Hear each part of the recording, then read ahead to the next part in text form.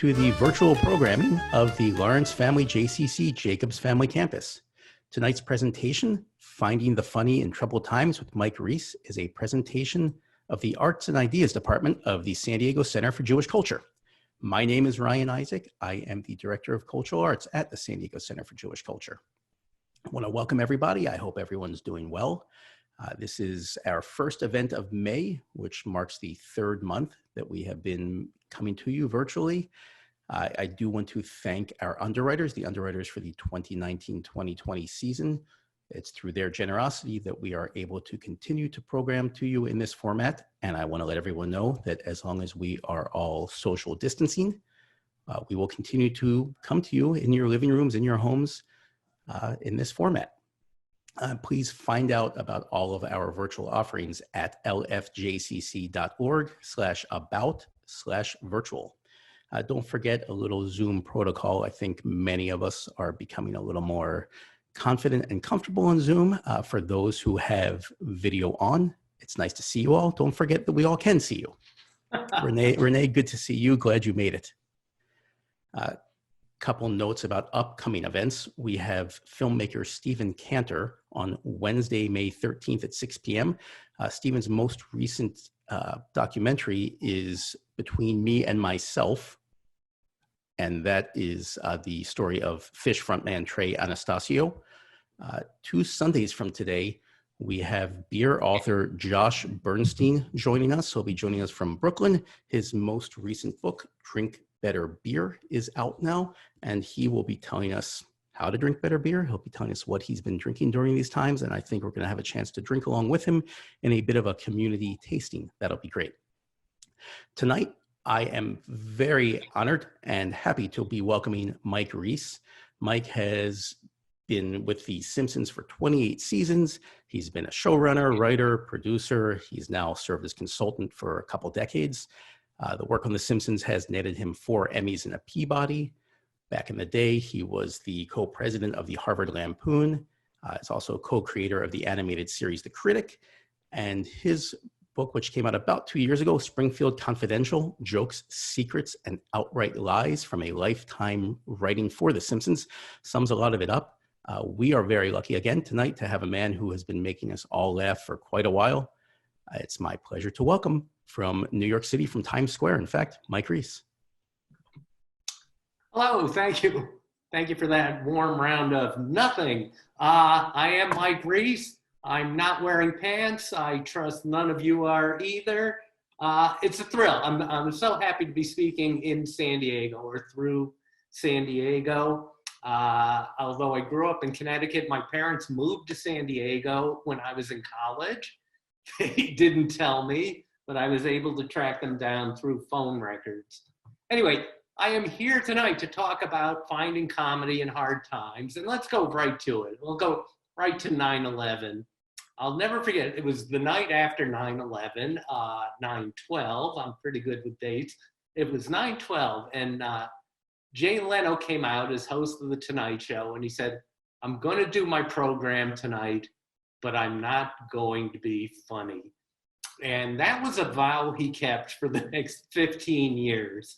But it was very weird and difficult times. I remember seeing all these editorials after 9/11 going, "Is comedy dead? Can we ever laugh again?" And it was a scary time, but of course comedy came back. It took about a week, and comedy will always come back. The proof of it comes if we go from Leno to Lenny Bruce. Lenny Bruce, the great 1960s comedian, had to do a show the night after JFK got shot. And the audience packed the nightclub to hear how could Lenny Bruce find comedy in the death of JFK. And he came out and he took a long pause and he went, "Vaughn Meter is so screwed."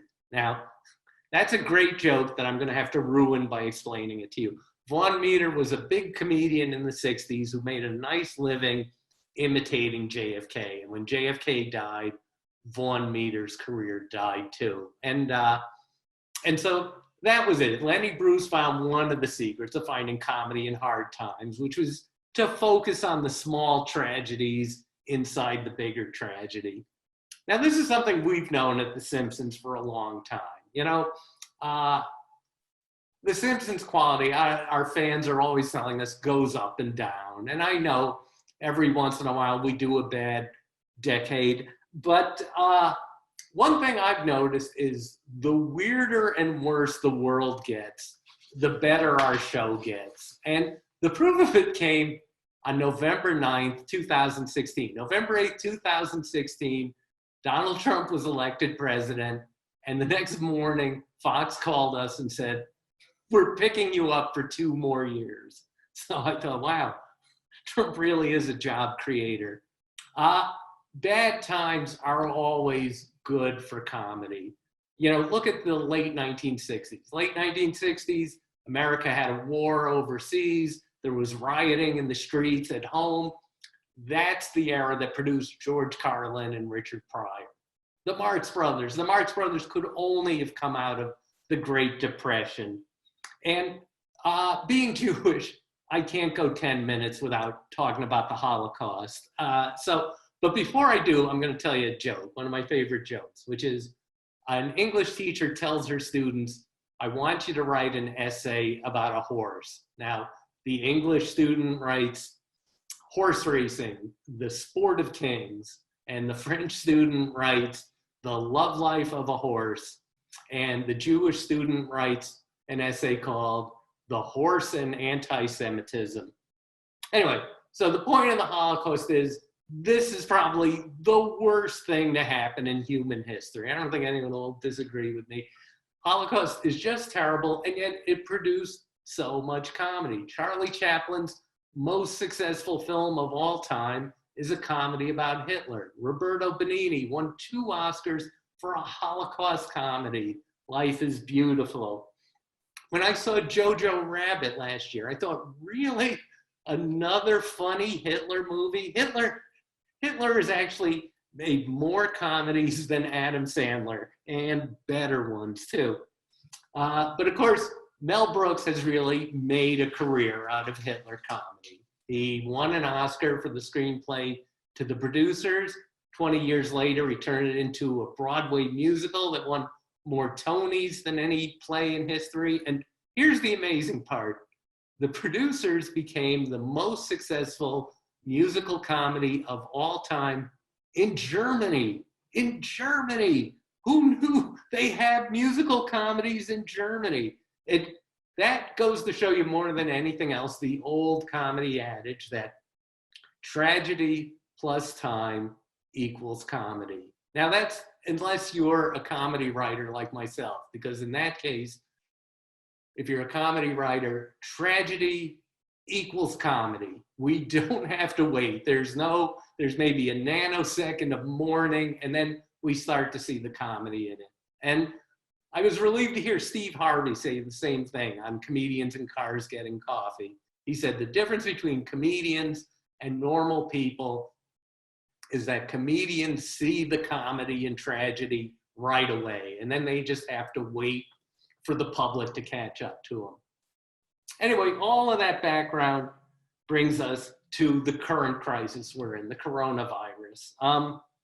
3 months ago, almost 3 months ago yesterday, it was Groundhog Day. And I wanted to put a joke on Twitter. The joke was, if the groundhog coughs, there's going to be 6 more weeks of coronavirus.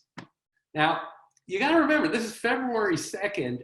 Nobody was laughing at coronavirus. People were scared. There was a crisis coming. Everyone knew it except the President of the United States and the brave people at Fox News, our last responders. Everyone else was scared. So I wanted to tweet this joke. And so I did what a coward does. I put the joke up on Twitter, and then I just watched Twitter for the next 3 or 4 hours to see were people offended. You know, if they didn't like the joke, I was just going to take it down. Well, it turns out they really liked it. They really liked the joke. And so I started doing more coronavirus jokes. I kept putting them up there 2 and 3 a day, and I was picking up followers every day. People really responded to it. And I mean, of course, they're laughing at the soft jokes, the easy jokes about we're all wearing sweatpants and hoarding toilet paper. For any of you young comedy writers out there, just know anything with toilet paper is funny. But they were laughing at the really dark stuff too. And that surprised me because we live in just terrible times for comedy. Nowadays, in comedy, nobody wants to laugh. They want to get offended. Everyone just sits there and they're not offended themselves. Everyone just sits in an audience going, is this going to offend anybody on earth?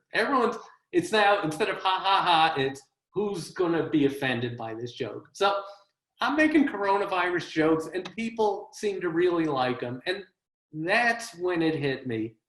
Everyone can laugh at these jokes because we're all involved. This is something that brings us all together. We're all suffering from this problem in different degrees, but this is affecting all of us. And so we can all laugh at it too. It's the same way blacks can laugh at jokes about blacks, and Jews can laugh at jokes about Jews, and Lindsey Graham can make jokes about gays. Yes, I just outed Lindsey Graham. Anyway, so I want to read you some of the tweets I've written about coronavirus.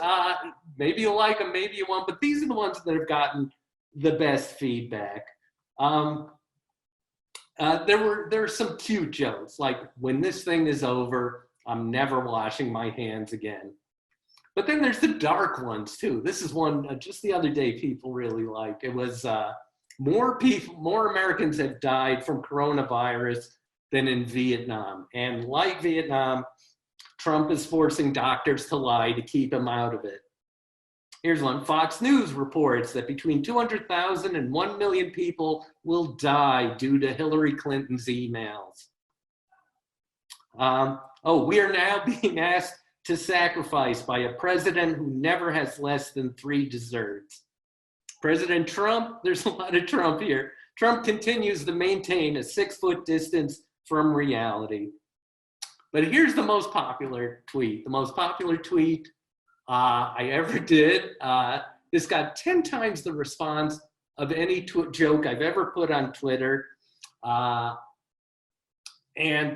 it's weird because it's dark and it's got the Holocaust in there and it's got Trump. This is when Trump was pushing to reopen the whole country about a month ago. And the joke went, it's unfair to compare Trump to Hitler, but they both seem pretty eager to kill my grandparents. Anyway, my theory is always leave them shocked. So I'm going to stop with that. But please, if you want more of this stuff, follow me on Twitter. I'm at Mike Reiss Writer. Mike Reiss Writer. I promise you, I will give you one good joke every day, just like the Jimmy Fallon show. So now that's my whole speech. I'm ready to take Q&A, but I want to start you off because I know this is going to be the first question. People want to know, are you going to do a show about the coronavirus on The Simpsons? And the answer is no. You know, everyone thinks we're a topical show. The Simpsons never covers topical stories because we can. It takes us 9 months to produce a single episode of The Simpsons. It's just like making a baby. It takes 9 months. It's fun at the start, and then it gets very kind of messy and expensive. And then finally you're done with the thing, and then you have to just look at it for the next 30 years. So no, we are not going to do an episode about coronavirus. But on the other hand, we kind of did already. I saw this online. Someone said, Simpsons predicts coronavirus. And I watched it. It's on YouTube. As soon as I'm done here, please go to YouTube. Look at Simpsons Predicts Coronavirus. It's from an episode we did 27 years ago.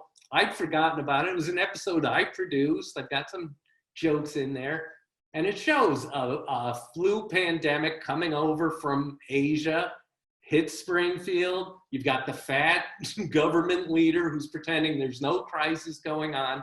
It's an amazing clip because it looks just like it was taken from today's papers, and it's 27 years old. And it's funny because it feeds into that dumb meme going around that The Simpsons predicts everything. I hear this all the time. We don't predict anything.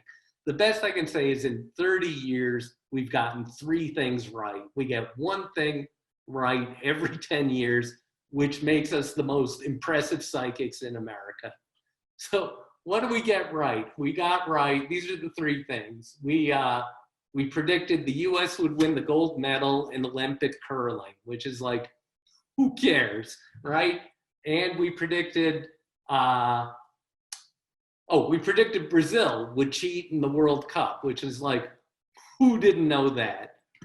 And we predicted President Trump, and that's a big one. We got one big thing right. It was 16 years before he was elected. We made a joke about President Trump on The Simpsons, and I'll never forget the moment. We were sitting there, we were writing a joke as a group, and the setup was, what's the dumbest thing we can imagine America doing?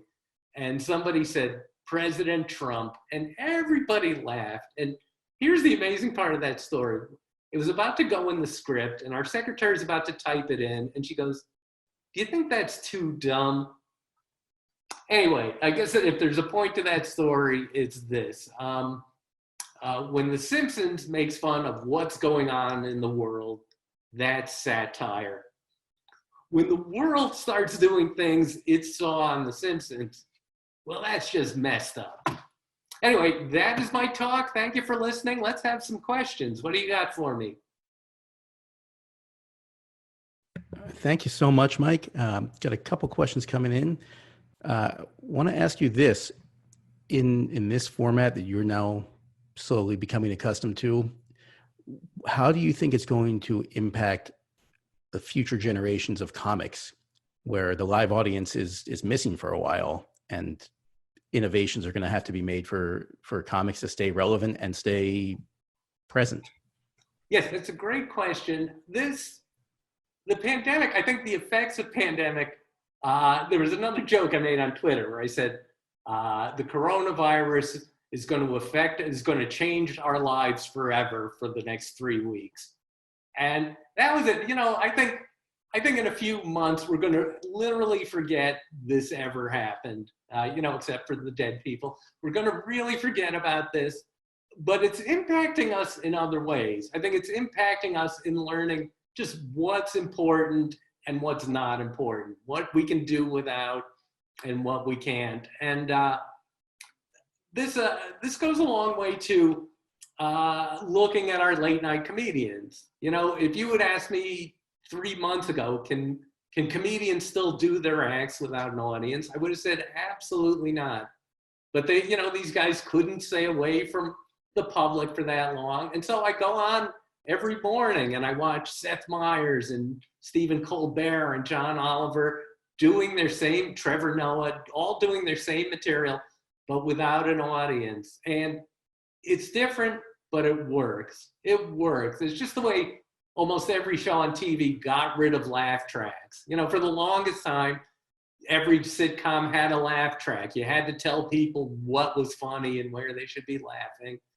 And then suddenly they went out of fashion, and you hardly ever see a laugh track on TV anymore. And everybody likes it. And the same goes for The Simpsons. I'll personalize it, which is about 15 years ago, I left LA. I lived in LA for 25 years. I hated it every single day. But that's where my work was. And then I cut down to working 1 day a week at The Simpsons. I go in 1 day a week. I just work with all the other writers. We work in a big group. The place is sort of like a kibbutz, only more Jewish. And so I go in 1 day a week, and we all work as a group, and we try and make each other laugh. And so about 15 years ago, I moved from LA to New York, and I kept my 1 day a week job because I love working at The Simpsons. I hate LA, but I love the job. So I live in New York now, and every week for 15 years, I'd get on a plane, I'd fly to LA, I'd work my day at The Simpsons, get on a plane that night. I didn't want to even spend a night in LA, and come back to New York. And people would say, that's crazy. Why are you doing that? And I said, you've got to be there. You've got to show up. It's like being in a jazz band. Not that I've ever seen a jazz band, not that I ever want to see a jazz band, but that I said, you have to be in the room to work with each other. We feed off each other. Anyway, come coronavirus, we started doing the show on Zoom. I thought it would never work. It worked instantly. It feels just like being there. It's such amazing technology. The Simpsons has not missed one day of production since we went on Zoom. We've done every phase. We've recorded our actors. We've had table readings. We rewrite as a group. We can do it all on Zoom. And we're not the only ones. You know, you can't do a drama show this way. You can't film Law and Order on Zoom, but you can make The Simpsons. So next year, you'll see it on TV. We're on Fox Sunday and Monday night. It's going to be all Simpsons. Tuesday and Wednesday night, all you're going to see is Bob's Burgers and then Family Guy. Animation is going to be the first thing that's going to come back. Animation domination coming at us, huh? It's become a cause. Yeah, we've got a few questions lined up now, actually some non-Simpsons ones, so we'll start with that. Michael Ferris wants to know, what's your absolute darkest joke? Oh my gosh. I know Michael Ferris, and I know why he asked that. Oh God, you know, I'm going to tell this joke. I'm sure I have a better one, but I only hate to tell this because my mom is listening tonight. Hi, Mom. Go to the kitchen, get something to drink. Because I remember I was a pallbearer at my grandmother's funeral, and my brother and I were carrying the coffin. And I remember whispering to my brother, I'm glad she lost all that weight right before the end. So there you go. There we go. Okay. Alice Reiss Malone wants to know, with so much of news coverage centered on coronavirus, do you feel limited in material for jokes? No, it's just, again, once I learned it was okay to joke about this, it's been a great topic. It's dark. It's about something. You know, you think of what comedians were all making jokes, topical comedians making jokes about, you know, some minor scandal. This has teeth in it. These are better jokes because they're life and death. And bless Donald Trump. And that's the only time I'll ever say it, but bless him. He gives us fresh material every single day. There's always some new outrage. And, you know, I could have gone a month just on him telling us all to inject Lysol. You know, what could be better? You don't need jokes anymore. He's the setup and the punchline. All right, moving on from that, Chris McKee asks, could there ever be another satirical magazine like Mad? You know, yes, there can be. You know, nobody's reading magazines exactly. That may be the bigger problem. But yes, I think Mad can come back. What I see, I worked on National Lampoon magazine, which was the magazine was fantastic for about 4 years. It was fantastic for 4 years. I got there in the 11th year when nobody really went for it anymore. Same thing with Spy magazine. Spy magazine was the great satirical magazine, again, for about 4 years. It lasted for 10. And you start to realize, gee, with whatever format you're choosing, there's probably only 4 years worth of kind of printed parody and satire you can do. And then you start to repeat yourself.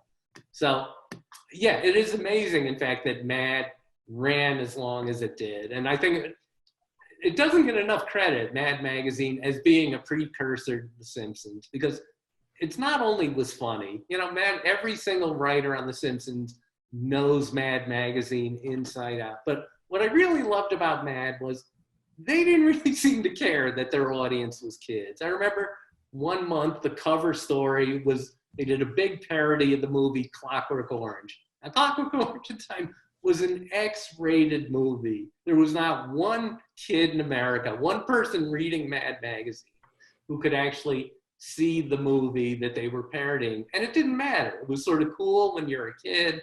You realize there's something there.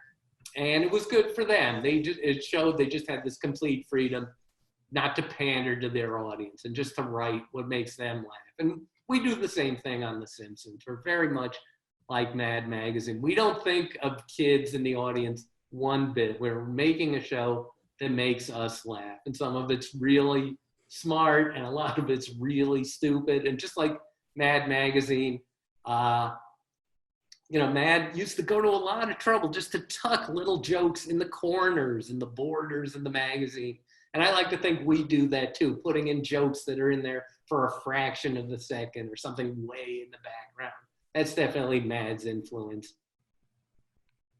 Excellent. Well, speaking of the show, Matt Popowski, who's joining us from New Jersey tonight, wants to know what your 3 favorite episodes of The Simpsons are. I'm never good at pulling these up. I know my one favorite episode. Oh, I'll say this. The Simpsons has been on for 31 years. I've worked on it for 29 years. I missed 2 seasons of The Simpsons where I thought I would go off and be an artist. And right around that time, I found out what artists make, and I went back to being a cartoon writer. But what I found is there are 2 full seasons of The Simpsons where I can go home on Sunday night and watch the show and not know what's coming. It's the only chance I ever had to watch the show like everybody else in America. And what I found is that those 2 years without me are the best seasons of The Simpsons. Their episodes, I think, are seasons 6 and 7. So when people ask the question, why is The Simpsons gone downhill? The answer is definitely, you're looking at them. I'm the thing dragging the show down. Excellent. Alex Hernandez wants to know, as a comedian, is it difficult keeping up with so much pop culture across various social media platforms? The answer is yes. Hi, Alex. Alex is a follower on Twitter. Thank you. Is it hard to keep up? Yes, it's very tough. And at some point, you just got to go, or I'll just write about what I know. You can't fake this stuff. You can't be like me, a 60-year-old writer, writing your parody of rap music, realizing you don't know anything about rap music. We do our best to keep bringing in new writers. Now we have a really wonderful writing staff on The Simpsons, but they're getting old, and we don't want to fire anybody because everyone's doing a great job. But luckily, we've been on the air long enough. We're starting to have writers die, and I think that's just great. And the writers die, the writers pass away, they do go on to other things. And whenever we can, we bring in young writers and diverse writers, all of that stuff, and they help us out. We brought on a young writer. The show had gone 20 years without ever mentioning rap music, and because we didn't know it. And then finally, we brought in a guy about 23 years old, said, write our rap episode. So that's it. That's the only way. You can't fake it, I found. Okay. Michael Ferris with another one. The good question here. Like animation, I assume comedy podcasting will be going strong. Are there any you recommend? Yeah, there's a few podcasts I like. I love the Gilbert Gottfried podcast. I think that's very interesting. He's funny. His partner does very deep research, and week after week they get big celebrities that you were sure had been dead for 20 years. And it's lovely to hear them all, and they love the attention. I love Gilbert Gottfried. Conan O'Brien Needs a Friend is an absolutely wonderful podcast. Dana Gould, the Dana Gould Hour is a very, very funny show. All those 3 I highly recommend. I've never heard a bad episode. When did you and Conan first cross paths? That's a funny story. Conan, I had graduated college. I was on the Harvard Lampoon, the Harvard Humor magazine, and I think I was living in New York. I was writing for National Lampoon, and I get a call from a friend at the Harvard Lampoon, the undergraduate magazine, and they said, we've got somebody here that's like nothing we've ever seen. And it was Conan O'Brien. He was just 18 or 19, and I talked to him on the phone. I thought, this guy's really funny. And he was elected president of the Harvard Lampoon as a sophomore, which had not happened since Robert Benchley 60 years before. He was president of Lampoon. Then he got elected president of Lampoon the next year too. That's when I met him. He was just really, really funny. And that was it. And the first chance I had to hire people, I was working on a show called Not Necessarily the News. And I recommended Conan O'Brien and his writing partner, Greg Daniels. Greg Daniels, you probably know, is creator of The Office and King of the Hill. He's got a great new show called Upload. So this show, Not Necessarily the News, had Conan O'Brien and Greg Daniels working as a team, splitting scale, splitting the lowest salary you could pay anyone in Hollywood. And I think they got fired. So that was the deal of the lifetime, and they blew it. It's great. It's a great story. What have you been watching while you're home? How have you been keeping yourself busy during these times? Yes, as a TV writer, I watch no TV at all. It's the same thing. If you work at McDonald's, you don't want to come home and eat at Wendy's. So I have no interest in TV, but there's nothing else I can do. So I've taken sort of the cheapskate route, which is I got a month of free Netflix. Every premium channel has a free trial period. So I got a month of Netflix, and I watched Netflix day and night like that was my job. And then I went to HBO, and those cheap bastards, they don't give you a week. So I had a week of HBO and watched everything I could there. And now I'm down to Showtime and CBS All Access. And when these two run out, I don't know what I'm going to do. I'm going to go, even if there's no movies, I think I'm going to break into a theater and watch something. But so I've been watching those. I've been watching a lot of great stuff. I think, especially Netflix. I can't even remember where I saw all this stuff, but I watched every single Ricky Gervais series.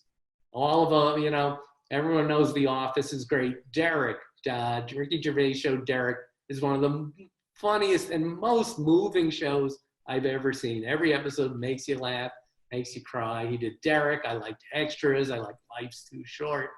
There were all this Monty Python on Netflix. I watched all of that, all these specials they did after their prime in the 70s.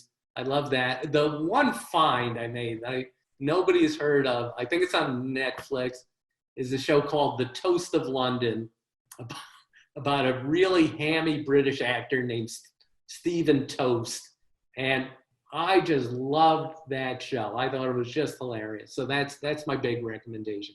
But there's a lot of great comedy out there, but it's all English. You inspired a couple more questions then. Okay. Ben Bass asks, can you talk a bit more about your days with Al Jean at the Lampoon? Yes, Al Jean. What can I say? He is my best friend in the world. He was my best partner when we wrote together for 16 years. He was the best man at my wedding. I wish everyone in the world could have a friend like Al Jean. And I met him the first week of college at Harvard. Al, he was a 16-year-old math major when he got into Harvard. It's an amazing thing because he has the exact same biography, 16 years old, coming from Michigan, going to Harvard to study math. The exact same bio as the Unabomber. So luckily, and I'm sure if he had become a bomber, he would have become one of the really great bombers. But I sort of brought him into comedy where he can bomb a whole different way.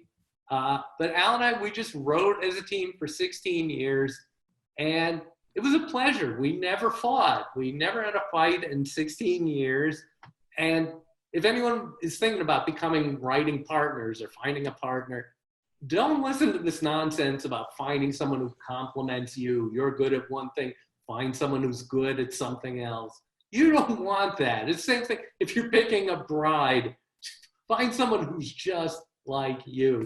So that's the story with Al Jean. We agreed on everything, and we thought the same way, and it was just very, very pleasant experience. And when we were done at The Simpsons, there came a point where I was just tired of working. It was about 20 years ago. I had enough money to last me the rest of my life, and unless I wanted to eat and sleep indoors.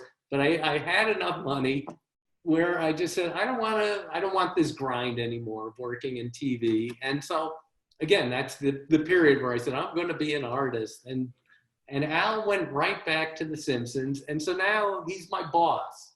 Since I went back to The Simpsons, Al went from being my partner to being my boss. It's like many marriages. And he's been a great boss too. That's great. Yes, I'm rehearsing this speech for his funeral, so I hope you like it. Leslie Oster asks, what makes a person funny? She says it seems to her that some people have it and some people, like Leslie, don't. Were you funny as a kid? Do you work at developing your wacky perception of the world, or does it come naturally? This is how I was born. This is how I was born. There is no other job I'm suited for in life. I thank God there is a profession that lets me do this, because otherwise, if I'd been born like in the 1700s, being the way I am, they would have locked me up in some basement and wrapped me in wet sheets, and you'd never have heard of me again. This is what I do. This is the only thing I know how to do. And yeah, and I've always thought this way, and I'm not a performer. Some of you are going, yeah, no kidding. But I've never wanted to be a comedian. When I was a kid, I used to watch the Ed Sullivan Show. I loved seeing, a variety show. I loved seeing the comedians every week. And when a comedian would tell a great joke, I would always think, oh, I wish I wrote that. I never wanted to be, even when I was 5 or 6, I go, I wish I wrote that joke. And I always imagined the comedians had some guy right backstage typing away and handing them the jokes. So, and in fact, I'll tell you just a weirder story, which was when I was about 8, I was reading a book about the Marx Brothers, and they mentioned a writer named Al Boasberg. And what they said about Al Boasberg was he couldn't write a script, but he was great at fixing other people's scripts. Give him a script and he'll make it better. And I sort of knew that's what I was put on this earth to do. I even as like an 8-year-old, I knew, I don't think I can write a really good script, but I can make other people's scripts funny. And that's been my job for the next 30, 40 years. I fix other people. And when I was a boy, I would, people would ask me, so what do you want to do when you grow up? And I go, I want to be a script doctor. And they go, oh, that's so cute. He wants to be a doctor like his father. And it's like, not a doctor, you idiot, a script doctor. That's great. That's terrific insight. Thank you so much. A couple of other questions. Bo Ha, who's joining us from Brooklyn tonight, asks, with the longevity of the show, how does the writing team approach shifting cultural mores, like Apu, for instance? Apu. Well, all right, okay. I knew the Apu question would come up sooner or later. The one thing we do with The Simpsons that's kept the show running is we have a huge staff. We used to do the show, we had 6 writers for the first few years, 6, it went up to 8, and it became a job you quit as soon as you could quit. Nobody could, there was immense burnout at the show. And also, I ran the show in seasons 3 and 4, and I used up everything that happened to me in my life in those first 4 years of The Simpsons. Everything that happened to me as a kid, everything that happened to my siblings. We parodied every movie I'd seen and every TV show. It just used me up. So what we've done with The Simpsons since then is just increased our staff. Our writing staff is now about 23 writers. We have 23 writers, and we only do 22 episodes a year. And that means that every writer only has to have one good idea a year, and one guy doesn't have to do squat. I am that guy. So Apu, I used to hate this question. Now I love it because I'm sort of at the alpha and the omega of this story. It started with me and it ended with me, which is I was working on The Simpsons. I think we were writing, yes, we were writing first season episodes. There were four of us writing the episode where Bart Simpson saws the head off the Jebediah Springfield statue. And that episode had the first appearance of the Quickie Mart clerk ever, okay? And he was just called Clerk. And we had Bart walk into the Quickie Mart and he buys a squishy and the clerk says, 35 cents, please. That was the whole part. Now, even back then, it was 1989, it was already a cliche in comedy to have Indian 7-Eleven clerks. Already a cliche, and I didn't want to do that. I didn't want to do it. It wasn't a question of taste or race. It was just a question of it's hacky. So I had them put in the script, the clerk, he said, the clerk says 35 cents, please. And underneath it said in boldface capital letters, the clerk is not an Indian. Okay, we get to our first table reading where we bring our whole cast together to read the script out loud to hear if the jokes work. We get to that line and the actor, it wasn't Hank Azaria that day. We get to that line and the clerk goes, 35 cents, please. He did it with an Indian accent. It got a huge laugh, and that's how the clerk became Apu. That's how the clerk became an Indian. So that was it. And that's how I learned that actor doesn't read stage directions. Anyway, so Apu had been in the show for a while, and I was always sensitive to it. So after about 6 years, I went to my friend Priya, who's a woman from Mumbai, and I said, what do you think of Apu? And she said, he is the only Indian on television. And that was it. Now you see lots and lots of Indians. For about 10 or 15 years, he was all they had. He was the only representation they had.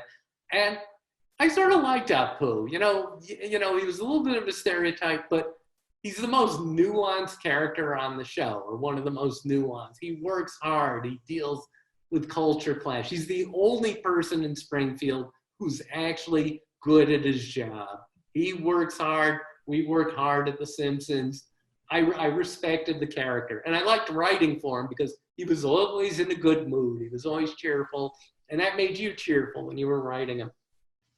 So for about 15, 20, 25 years, I never heard a complaint about Apu. I would hear this, in fact, from the children of Indian immigrants. They would tell me they like to trick their father into saying things Apu would say. So they'd say, oh, Dad, if someone comes to the house and they're a good guest, what would you say? And he goes, oh, thank you, come again. And the kids would laugh. So anyway, that's no problem. No one complained until it's now about 3 years ago. A guy named Harry Kondabalu made a documentary called The Problem with Apu. And he came out and said, Apu is a racist character. I'm Indian, Indians hate him. And of course, Harry Kondabalu was the perfect man to make this documentary because Apu is an Indian character played by a non-Indian, and Harry Kondabalu is a comedian who never says anything funny. So Harry made this documentary, and the press especially loved it. Now, I'm not saying there aren't Indian people who hate Apu, who are offended by him, and that kind of thing, but I don't know the numbers on it, but that was it. Once this story came out, the media went crazy. Yes, we hate Apu too. Apu, how can you have this racist character? Newsweek magazine wrote a big article on how racist Apu was, which was amazing because 3 weeks before, he had been on the cover of Newsweek magazine. And the other funny thing is once the liberals, my beloved liberals, I'm one of them, the liberals are coming out against us. Conservatives who'd never really been a fan of The Simpsons suddenly embraced it. They go, oh, the show is racist. Now we like it. So they started going, we love Apu. The media's going, we hate Apu. And what nobody seemed to notice or realize was Apu hadn't been on the show for 3 years. 3 years before Harry Kondabalu's documentary came out, Hank Azaria came to us and he said, I'm not comfortable playing this character. I don't feel right. So we just quietly took him out of the show. You didn't see him anymore. And suddenly this character that nobody had seen for 3 years, suddenly they were either deeply offended by him or they were fighting to protect him. So, and nobody knew that story until I came out and I was promoting my book, Springfield Confidential. And I told the story of Apu, that nobody seemed to notice he was gone until we told him. So that's where Apu stands. And now we don't know what to do with Apu. He's sort of, you'll see him in shots. He never talks. He's sort of like, I call him Schrodinger's character, because he sort of exists and doesn't exist in the show. The main thing, it's what, to sum up, I guess, is what's great about working on The Simpsons is we have 200 characters on the show, and you can lose a few and nobody notices. That's terrific, Mike. I think that's a terrific place for us to stop as well. I know you're back east, a little later for you, and we all certainly appreciate your time. Also appreciate everybody joining us from all over. We've got a little poll, if you don't mind taking it on your way out, just so we know where you're joining us from tonight. It'd be great to see that. This was an absolute treat, as Ben is saying, and the chat's are only coming to me, but everybody's happy. So well, that's good. Thank you. So half your audience is personal friends. I really appreciate it. But then what else has anyone got to do tonight? There we go. And thank you for having me. This is a real treat hearing myself talk. Thank you, Mike. And just a reminder, Stephen Cantor, filmmaker, his most recent documentary, Between Me and My Mind, about Fish's Trey Antanasio.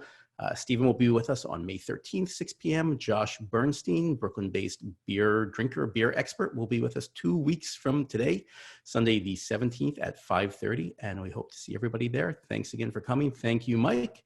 Everybody be well, stay well, and we'll see you soon.